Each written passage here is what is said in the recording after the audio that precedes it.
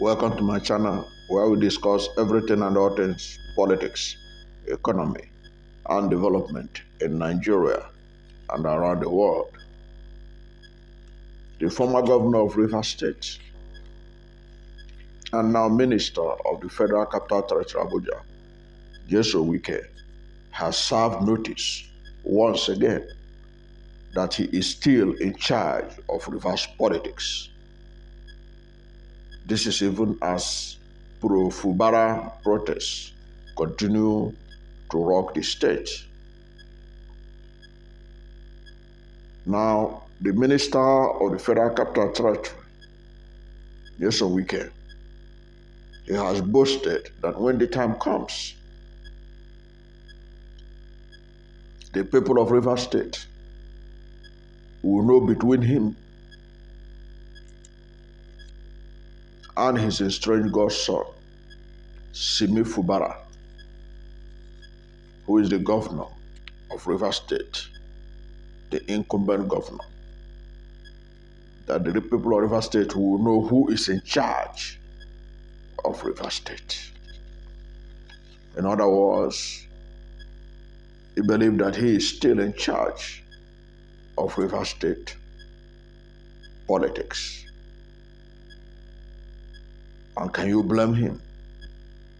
If you look at the 8-point agenda or 8-point resolution that was brokered for peace to reign in Rivers State, they were all in his favor, all due to the instrumentality of President Bola Ahmed Tinubu, who has strengthened the hands of Rivers State former Governor Nyesom Wike. But we're going to see how long that could last. Now, we all know that the former minister or the minister of the FCT has been at loggerheads with his successor, Governor Simi Fubara. And that while President Bola Ahmed Tinubu has waded into the political tangle, Wike has now come out to say, look, despite the peace accord and everything else, the time will come when Rivers people will know who is the real political giant or who are the real political giants of the state. And this is what he said. He said, forget about those hungry noisemakers on the road when the time comes. When the time comes, we will know who is in charge and who is not in charge. I don't know whether you understand what I'm saying. I don't know whether you understand what I'm saying. There is a time for everything. There is a time to plant, and there is a time to harvest.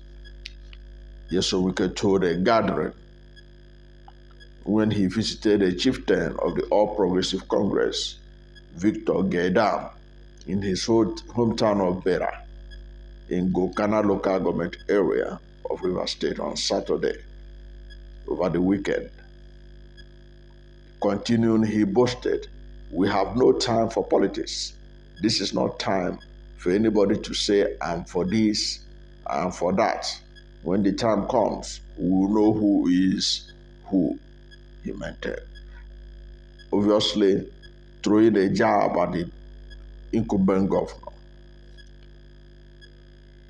claiming that the incumbent governor is not in charge. And of course, if the incumbent governor followed to the letter everything that contains inside that 8-point resolution agreed under the supervision, or can I say the imposition of President Bola Ahmed Tinubu at the presidential villa, you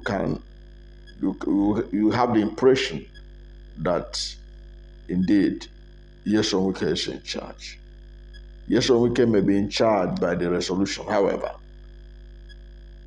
but the person in charge by the Constitution is indeed Simi Fubara, because it is him that the Constitution has strengthened his hand to run Rivers State, and not Nyesom Wike's 8-point resolution handed down by President Bola Ahmed Tinubu. Now, Wike claimed that he don't care being abused. If you watch the whole video, he say he don't care being abused in the social media, saying that the campaign speaking to the people, and that was how they won the election, giving the impression that those on social media, they are not people, they are robots, they are not Nigerians too. And these are the kind of statement they make to ridicule people who use social media. Even though themselves they use social media, they have those influencers that they support to blow their trumpet on social media. That was what they were claiming, that they talked to the real voters until social media people showed that they were on ground ahead of the 2023 presidential election and others. And indeed, the social media people, the people they derided that they are inconsequential. The candidate they supported actually won the election, including in Rivers State itself. But we're going to get to that in a jiffy. Now, before I go further on this, if you are new to my channel, you have not yet subscribed to my channel, please subscribe to my channel. Hit the subscription button, hit the notification bell. When you subscribe to my channel and hit the notification bell, anytime I have a new video, you'll be among the first to know. God bless you. And please support this channel, because we want to reach 10,000 subscribers before the end of January, and you can make it happen.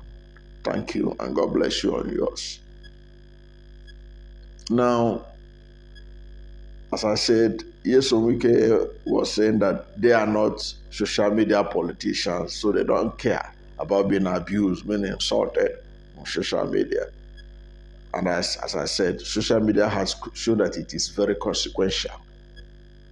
Social media has changed the narrative and has continued to change the narrative of Nigerian politics. In fact, Nigerian socio-economic activities, giving the mainstream media a run for their money and impacting lives of millions of Nigerians. So nobody can make jest of it or present it as if it's of no consequence. Nyesom Wike knows it, that social media has come to stay, and it was a defining moment in last election, in which the one that people were saying only has support in social media actually won the election, including in Rivers State. And the election was rigged. And I will come to that in a jiffy, as I said earlier on. Now, he also thrown in his usual refrain, saying that I have no regrets supporting Tinubu, because he believed that power must return to the South. Every time he keep on throwing that line, that he has no regret supporting Tinubu, as if anybody had ever asked him whether he had any regrets or not, or just to make himself relevant. You see everywhere Nyesom Wike picks a mic, you say, I have no regrets supporting Tinubu. Who is asking Nyesom Wike whether he has any regrets supporting Tinubu? Why would anybody even ask him whether he had any regrets supporting Tinubu, when the Tinubu government that he helped to install against all odds had already rewarded him with a juicy ministerial position in Nigerian parlance, juicy position? So why is he always throwing that up, just to make sure that he creates a soundbite that anytime Tinubu sees it, Tinubu will remember, yes, this is a man who helped me to win Rivers State against all odds. But the truth is beginning to come out. There was one of the videos that were trending at the pro-Fubara protest, where one of the speakers from Obiakpo was talking about the fact that the election in Rivers State was actually won by the Labour Party, and that they were the ones that wrote the result. The video is everywhere online. So what is all this noise about? He has no regrets, when already now people like this person openly saying it in a pro-Fubara protest in Rivers State, that they are the ones that wrote the results and shortchange the Labour Party. And it is not even anything new to those of us who have been following the last election. We know that independent verification by the BBC showed that Peter Obi won Rivers State. Another independent verification by the Premium Times, they tabulated the result based on what they found on IRIF, uploaded by INEC itself. They found out that Peter Obi won Rivers State. But at the end of the day, the matter is now considered closed, since the Court of Appeal and the Supreme Court has given Rivers State to Bola Ahmed Tinubu of the APC. So it's not something that Nyesom Wike should always be bragging about, say he has no regrets. When there are indications, strong one, that Nyesom Wike's claim that he wanted power to return to the South was basically because he couldn't get the vice presidential slot of the PDP. You know that Nyesom Wike contested for the presidential ticket of the PDP, which he lost to Alhaji Atiku Abubakar. He was relatively nursing his wounds and all that. And when he was rejected by Atiku Abubakar, according to information, when he was rejected by Atiku Abubakar for the vice presidential slot, when Atiku bypassed him and picked Ifeanyi Okowa of Delta State as his running mate. Because at that time, you remember, Atiku also was looking for somebody of Igbo extraction, given the waves that Peter Obi was making in the Southeast.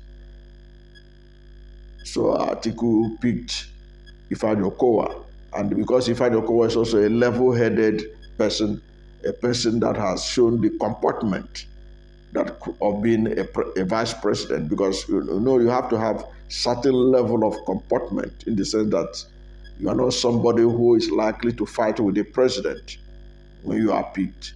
Atiku picked Okowa because already the PDP governors had insisted that Atiku must speak from among themselves, among the 7 PDP governors. And it was understood that Nyesom Wike was livid with anger that he was bypassed. And then that was when he began his spirited decision to undo the party that brought him to limelight since 1999. And at the end of the day, the rest is history. If Atiku had picked Nyesom Wike as his running mate ahead of the 2023 presidential election, would he have been saying that he's a person who believes in justice, fairness, and equity, so that power can return to the South? When every effort was being made to ensure that South pick the ticket, especially Southeast, it was Nyesom Wike and co., according to one of the spokesperson of Atiku Abubakar, who is Dele Momodu. They were among those who thwarted the plot to zone the presidency to the Southeast, because Southeast was supposed to get the presidency of PDP, because since 1999, they have not been able to produce any person of significance, either vice president or president. Supposed to be zoned there. But it was Nyesom Wike that used his Man Friday like former governor of Benue State, Autumn, to thwart that arrangement. And they now threw the thing open, and Atiku grabbed it, saying that it is the turn of the North still to produce the president and to produce the presidential candidate of PDP. And after all said and done, Atiku was able to, after the dollar rain that characterized the PDP presidential primaries, Atiku triumphed. And in choosing his running mate, he wisely chose Ifeanyi Okowa, who is an Igbo-speaking person, to kind of woo the people of Igbo's extraction to his side. Of course, it couldn't work, because the people of Igbo-speaking extraction already know that after 8 years of Buhari, it is foolhardy for anybody to think that the power should return to the North again, to another Fulani for another 8 years. They rejected that ticket. That was it. They rejected the ticket. And in any case, Nyesom Wike has said that he's not an Igbo person. So Atiku was also looking for somebody of Igbo extraction to put in his ticket. So he lost out on that. And then the way Nyesom Wike talks and brags and all that, many people feel that, look, if he's vice president to Atiku Abubakar, they will be fighting all the time. So that was one of the reasons why he was rejected. It was after he was rejected, he began to now talk about the power must return to the South. After he was rejected for the vice presidential slot, which was based on a committee we are made to understand that was set up by Atiku Abubakar to choose who could be his vice presidential running mate. So the Nyesom Wike's claim that he fought for South to maintain the presidency was not altruistic. It was not based on his so-called fairness, justice, and equity. Because if truly he believed in fairness, justice, and equity, he would have supported a candidate from the Southeast that has never produced a president before. Because since 1999, this is because the man he supported, Bola Ahmed Tinubu, the Southwest had produced Obasanjo for 8 years. The Southwest had produced Professor Osibanjo for 8 years as vice president. So what is the sense, justice, fairness, and equity in supporting Bola Ahmed Tinubu? If truly Nyesom Wike is a believer in justice, fairness, and equity. It's not so. It's not so. Nyesom Wike doesn't believe in justice, fairness, and equity. If he does so, he wouldn't have supported Bola Ahmed Tinubu, because that ticket, Muslim ticket, and Bola Ahmed Tinubu geographic zone does not represent justice, fairness, and equity during that election. And then there's another lesson that Nyesom Wike has not yet learned. He is not aware yet that the train has since left the station.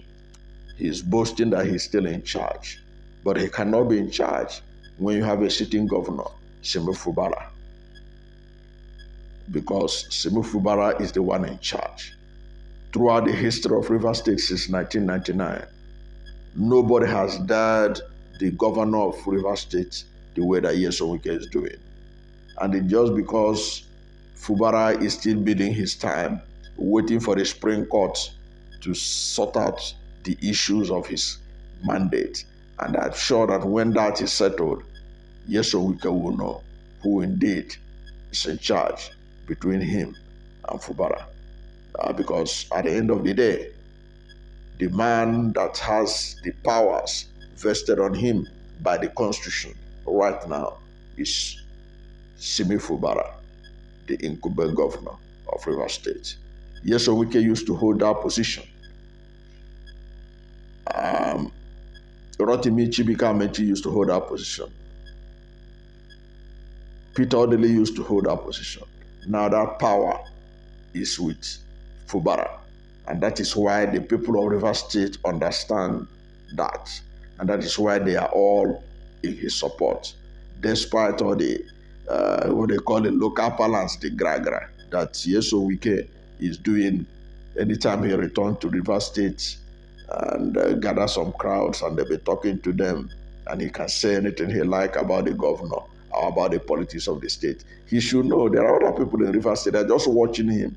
This claim he's making that when the time for politics reach, when the time comes, we'll know who is who. He will also understand who is who, between who holds the power now and who is an Abuja politician.